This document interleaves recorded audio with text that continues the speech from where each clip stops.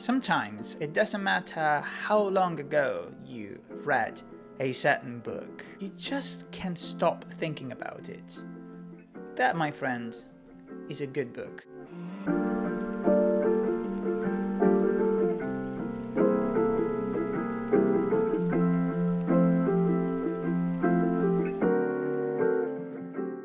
One of those books for me is Thinking Fast and Slow by Daniel Kahneman. To be honest with you, I'm not a huge fan of self-help books or non-fiction in general, because I believe that you can learn way more by reading well-crafted characters than essentially other people's opinions. That being said, I remember that when I picked up this book, I was indeed in one of the worst state of mind of my entire life. So I was essentially looking for answers everywhere. Not that things have changed much, but at least I kind of see the light.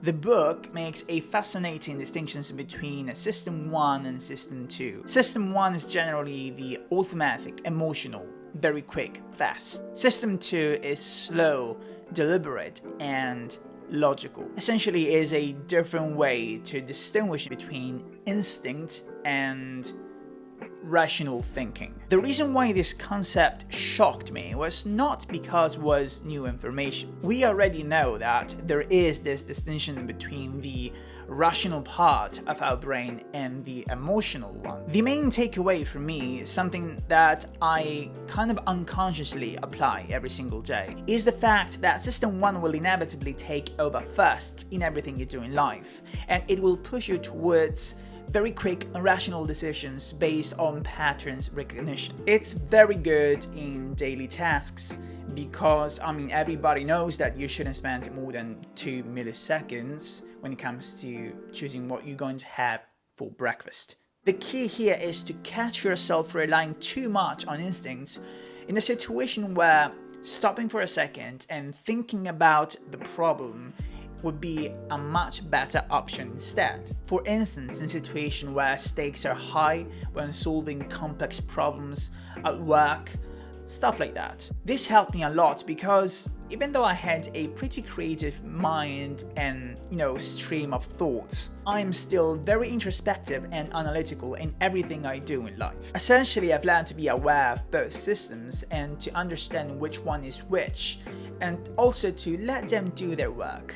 The second book is a well-known classic, and if you haven't read it yet, I highly suggest you do. I'm talking about The Picture of Dorian Gray by Oscar Wilde. Honestly, Oscar Wilde's writing is very accessible. Do not let the word classic put you off. The Picture of Dorian Gray is this amazing story about this young man who realizes after seeing a portrait of himself that he's beautiful, but his beauty won't last forever. Utterly scared of aging, he dives headfirst into a life of complete pleasure and ends up corrupting his soul. This is also a story of the good and evil and how both can exist in all of us. The grotesque, all these concepts, and also the gothic vibes. It has influenced many aspects of my life, from the cities that I like to live in, the stories that I like to consume, that I enjoy the most. But most importantly for me, this book was very relatable in a sense that I acknowledged for the first time the fact that there is also a darkness in me that I wasn't necessarily very keen to show in my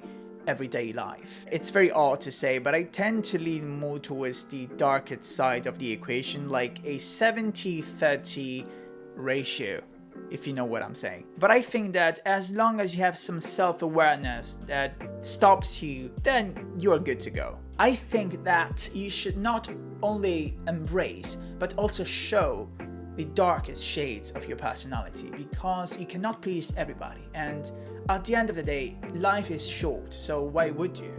Another book that is always here in some capacity is Normal People. This is without a doubt one of my favorite books of all times, and I'm not exaggerating.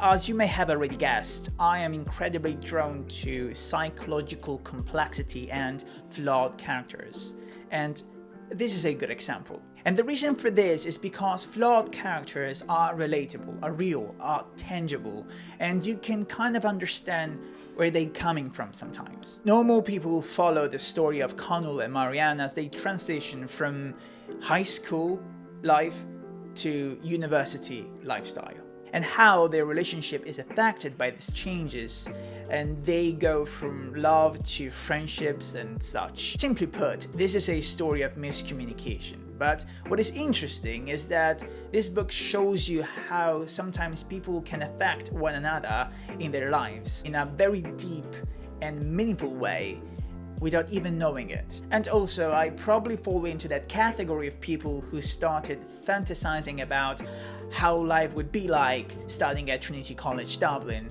Hence, now I'm studying at Trinity College, so you can see how this book heavily impacted my life. Anyway, this is a completely different story. I guess another way in which this book affected me and changed me long term is that it helped me in some way embrace the imperfection and the messy nature of human relationships. I guess you can see kind of a recurring pattern in this list. Let's say that it made me realize the ridiculously high standard of perfection that society tries to impose on us. Because the reality is that these impossible standards that we are told that we must live up to, they're simply not the real deal when it comes to human relationships. As a general rule, I think that you should approach every piece of media with a lot of skepticism, and you should particularly stay away from extreme opinions like all black or all white. The truth is always somewhere in the middle, so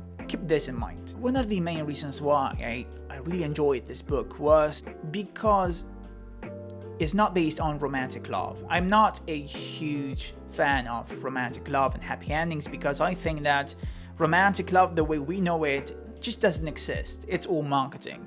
Sorry, crucify me, but that's my opinion. I think that relationships are far from perfect, and that miscommunication happens more often than not. And most of the times is the reason why even the most beautiful relationship just come to an end, which is unfortunate, but is the reality. And there you have it. Those were 3 books that in some way, in some capacity, changed my life, and I highly recommend you to take a look at. If you like this video, remember to give it a like and subscribe to the channel.